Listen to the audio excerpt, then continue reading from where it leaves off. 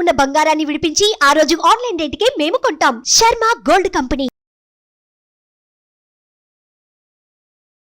నమస్కారం. సుమన్ టీవీ ప్రేక్షకులకు శ్రీ క్రోధినామ సంవత్సర ఉగాది శుభాకాంక్షలు.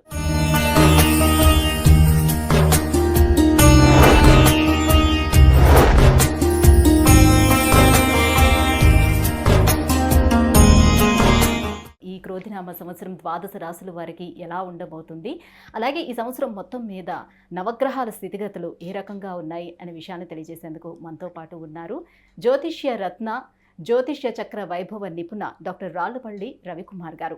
గురుగారు నమస్కారం అండి. నమస్కారం. గురుగారు, ద్వాదశ రాశులకి ఏ రకంగా ఉండబోతుందో తెలుసుకునే ముందు ఈ సంవత్సరం అంతా కూడా ఆ ద్వాదశ రాశుల వరకు నవగ్రహాలు ఎక్కడెక్కడ ఉన్నాయి ప్లేసింగ్? తప్పకుండా అమ్మా. శరదిందు సమాకారే పరబ్రహ్మ స్వరూపిణి వాసరాపీఠ నిలయే సరస్వతి నమోస్తుతే. సుమన్ టీవీ ప్రేక్షకులకు శ్రీ క్రోధినామ సంవత్సర ఉగాది శుభాకాంక్షలు. ముఖ్యంగా నవగ్రహాలంటే మామూలుగా బుధుడు కానివ్వండి, రవి కానివ్వండి, అవన్నీ 20 రోజులకి మారుతుంటాయి, ఒక రాశి నుంచి ఇంకో రాశికి.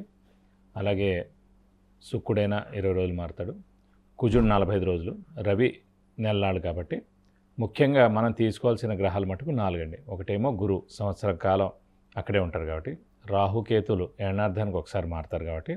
నెక్స్ట్ వచ్చేసి శని వచ్చేసి 2.5 సంవత్సరాలకు ఒక రాశి నుంచి ఇంకో రాశిలోకి మారుతారు కాబట్టి. ముఖ్యంగా మనం గోచారం చూసినప్పుడు, సంవత్సర ఫలితాలు చూసుకున్నప్పుడు మటుకు గురువు, శని, రాహు, కేతుల పొజిషన్ ఈ సంవత్సరం అంతా ఎక్కడ ఉన్నాయో చెప్పుకుంటే సరిపోతుంది. ఎందుకంటే మనం ఏం గోచారం చెప్పుకున్నా కూడా ముఖ్యంగా ఆ 4 గ్రహాలని బేస్ చేసుకుని చెప్పాలి.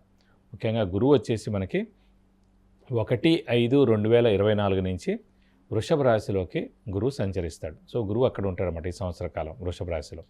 నెక్స్ట్ వచ్చేసి రాహు ఆల్రెడీ మనకి మీన రాశిలో ఉన్నారండి ఈ సంవత్సరం. అంటే నెక్స్ట్ ఏడాది దాకా కూడా రాహు అక్కడే ఉంటాడు సంవత్సరం అంతా.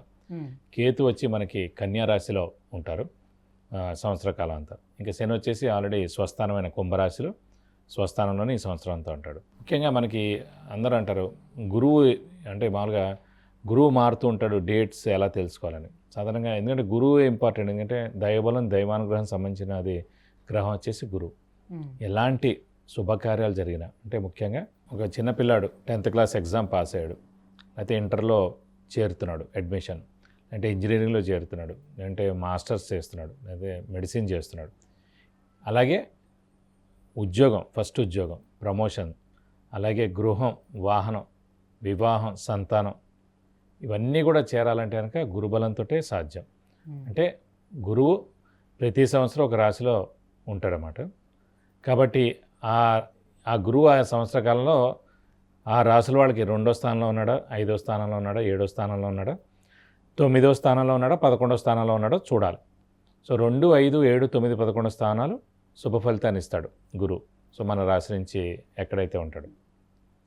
కాబట్టి ఆ గురువు అనేవాడు ఎప్పుడు మారుతాడని ఎలా తెలుసుకోవచ్చు అంటే పుష్కరాలు ఎప్పుడైతే స్టార్ట్ అవుతాయో ఆ రోజు నుంచి మనకి గురువు వేరే రాశిలోకి మారినట్టమాట.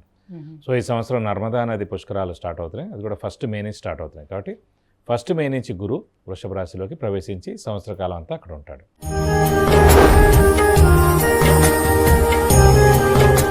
గురుగారు, ఇక తులారాశి వారికి గ్రహస్థితిగతులు ఏ రకంగా ఉంది? సో వాళ్ళకి ఇక్కడ నుంచి టైం పీరియడ్ కూడా కొంచెం బెటర్గా ఉన్నట్టుగా తెలుస్తుంది. ఎలా ఉన్నాయి గ్రహాలు వాళ్ళకి? తప్పకుండా అమ్మ. తులారాశి అనగానే మనకి చిత్త 3, 4 పాదాలు, స్వాతి 1, 2, 3, 4 పాదాలు, విశాఖ 1, 2, 3 పాదాలు, ఈ నక్షత్రాల సమూహం వచ్చేసి మనకి తులారాశిలోకి వచ్చింది. ప్రస్తుతం తులారాశి వారికి ముఖ్యంగా 6వ ఇంట రాహు 100కు 100 ఉన్నాడు, కేతు 1000 స్థానంలో చాలా బాగున్నాడు, 5వ స్థానంలో శని బాగానే ఉన్నాడు. ఎందుకంటే తులారాశికి యోగకారకుడు, అదృష్టకారకుడు, లక్ ఫేవర్ చేసే గ్రహమైన శని 5మంలో ఉన్నా కూడా అత్యద్భుతమైన ఫలితాలను ఇస్తాడు ముఖ్యంగా ఈ సంవత్సరం. ఎందుకంటే మళ్ళీ నెక్స్ట్ ఏడాది నుంచి స్వస్థానమైన కుంభరాశిలోంచి మీన రాశిలోకి వెళ్ళిపోతాడు. తర్వాత కూడా అంటే 6వ స్థానం ఇంకా చాలా మంచిది, 2.5 సంవత్సరాలు. కానీ 5మైన సాధారణంగా మీడియం ఫలితాలు ఇస్తారు, కానీ 5మైన కూడా స్వస్థానం అయింది కాబట్టి పరిపూర్ణమైన ఫలితాలు తులారాశి వారికి పొందవచ్చు. కానీ 8వ స్థానంలో గురువు ఉన్నాడు. 8మ అంటే ఏంటంటే ఆలస్యాలు, డిలేస్ అయిపోతుండే సాధారణంగా. కానీ శుభగ్రహం ఉంది గురువు, డిలే అయినా కూడా పనులు ఖచ్చితంగా అవుతాయి, నష్టం లేదు. ఇంకోటి ఏంటంటే 6వ స్థానాధిపతి అయిన గురువు 8మ స్థానంలో ఉన్నాడు కాబట్టి అది విపరీత రాజ్యం కూడా అంటారు. అనుకోకుండా కూడా వీళ్ళు కొంచెం లేట్ అయినా కూడా తప్పకుండా మంచి ఫలితాలు వచ్చి చాలా సక్సెస్ అయ్యేందుకు కూడా అవకాశాలు ఉన్నాయి. కాబట్టి గురుబలం ఒక్కటి తక్కువగా ఉంది, కానీ మిగతా శనిబలం, రాహుబలం, కేతుబలం పరిపూర్ణంగా ఉంది. కాబట్టి అనుకున్న పనులన్నీ తప్పకుండా నెరవేరుతాయి, సక్సెస్ అవుతారు. కొంచెం హార్డ్ వర్క్ చేయాలి, హార్డ్ వర్క్ చేస్తే సరిపోతుంది. ఇది కాకుండా అదృష్టం అనేది పరిపూర్ణంగా ఉంది కాబట్టి కష్టం కొద్దిగా పడితే చాలు, దైవబలం తక్కువ ఉన్నా కూడా నష్టమేమి లేదు. కాబట్టి వీరికి అద్భుతంగానే ఉంటుందని చెప్పాలి. ముఖ్యంగా వ్యాపారస్తులు ఎవరైతే ఉన్నారో వారి మటుకు కొంచెం మిశ్రమంగా ఉందని చెప్పుకోవాలండి. ఎందుకంటే గురువు మెయిన్ అంటే ధనానికి కూడా కారకుడు, దైవబలానికి కారకుడు, ధనానికి కారకుడు.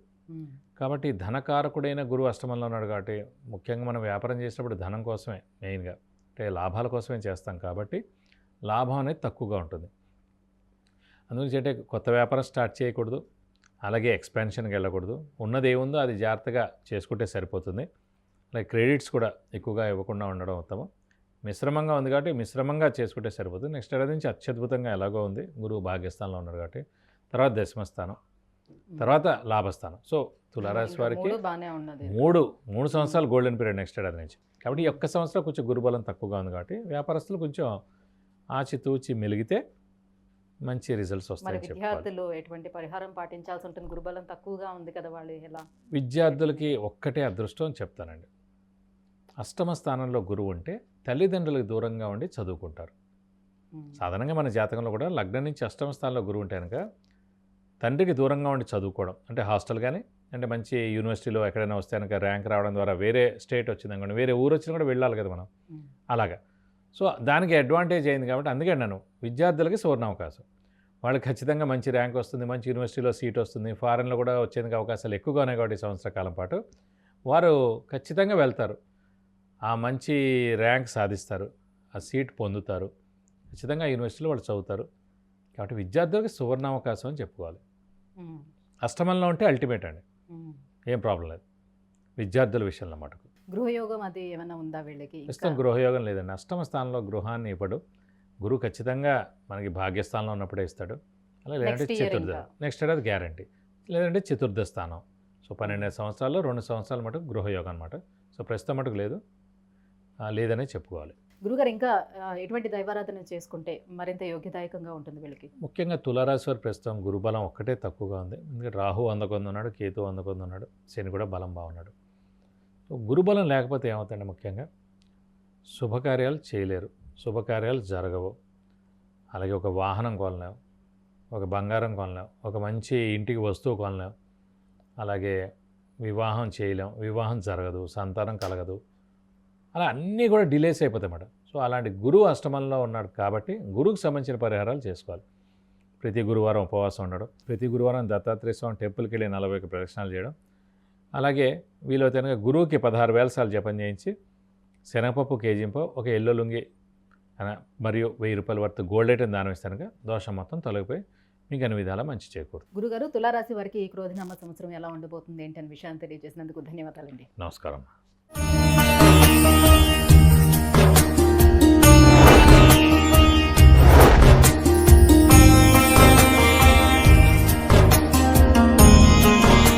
విద్య, ఉద్యోగం, విదేశీయానం, వివాహం, వాహన యోగం, గృహయోగం, సంతానం, ఆరోగ్యం వీటన్నిటి గురించి తెలుసుకోవాలంటే గురుగారు అపాయింట్మెంట్ కోసం కింద స్క్రోల్ అవుతున్నటువంటి నెంబర్లకి మిస్ కాల్ ఇవ్వండి, లేదంటే మెసేజ్ చేసి అపాయింట్మెంట్ తీసుకోవచ్చు. సుమన్ టీవీలో మీ పర్సనల్ అండ్ బిజినెస్ ప్రమోషన్స్ కోసం కింది నెంబర్కి కాంటాక్ట్ చేయండి.